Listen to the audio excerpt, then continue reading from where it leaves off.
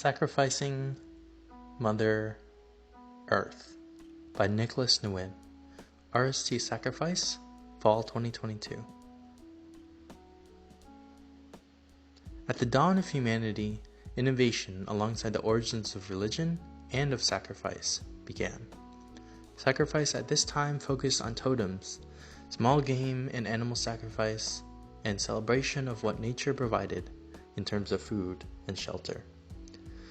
However, thousands of years later, during the Industrial Revolution, the invention of the steam engine combined with humanity's greed and short-sightedness led to the rapidly increasing mass consumption of Earth's resources. In doing so, humanity essentially sacrificed the environment on this terrestrial altar: the forests, the mountain, the land, in return for wealth, material resources, and power. Such self-centered sacrifice can be seen in Freud's Totem and Taboo, where a son was willing to murder his own father in order to take his power, yet regret beset him, and thus he worshipped a totem in his father's image. Such a regret we would similarly face today. As time passed on, the ramifications of such actions began to uncover themselves. Scientists began raising the alarm on climate change and global warming. The greedy sacrifices we made in the past were catching up with us all. Natural disasters, such as wildfires, hurricanes, not to mention droughts, floods, earthquakes, and more, plus glacial melting, in turn causing sea levels to rise, were all increasingly likely due to human activity. In construction of new cities and infrastructure, from the destruction of environments and habitats, and the pollution of greenhouse gases into the atmosphere.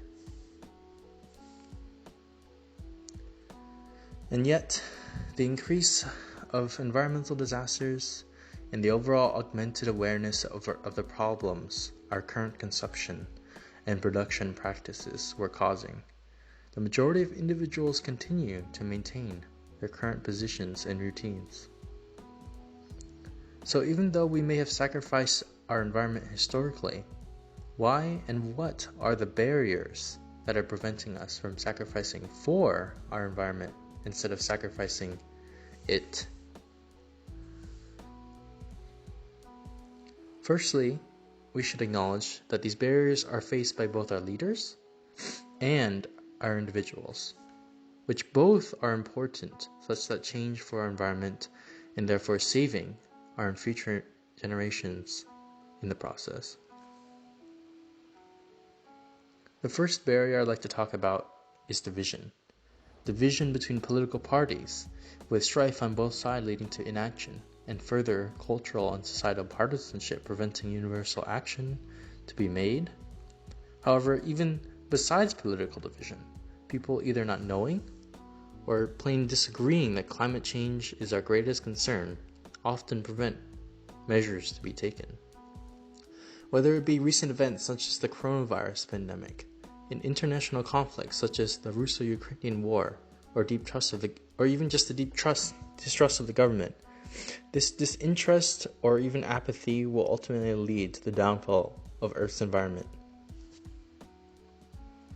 Other barriers, such as bureaucratic inefficiency, where, according to Elaine Carmark, the challenging politics of climate change, often there are problems of jurisdiction and accountability in the government, where nationally and internationally we cannot hold individuals to companies to even nations accountable for their environmentally damaging actions. This, plus the innate complexity of climate change, in which the summation of a multitude of sometimes small infractions can add up to a drastic effect on our environment, which most couldn't even predict when they were doing them. Together, this causes a complex problem in which most people don't know and much rather less start to solve. So what can we do?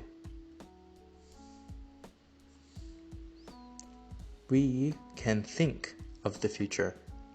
Often, we as humans are willing to live selfishly, ready to maximize our luxury and comfort over others. But with climate change, every choice today we make will be changing the world of tomorrow. As Art Markman says in Why People Aren't Motivated to Address Climate Change, are we willing to look in the mirror and say that we are willing to live our lives selfishly, without regard to the lives of our children and grandchildren? And if we are not willing to own that selfish value, then we have to make a change in our behavior today. That behavior should be precautionary measures which must be taken even though they may take generations to come into effect.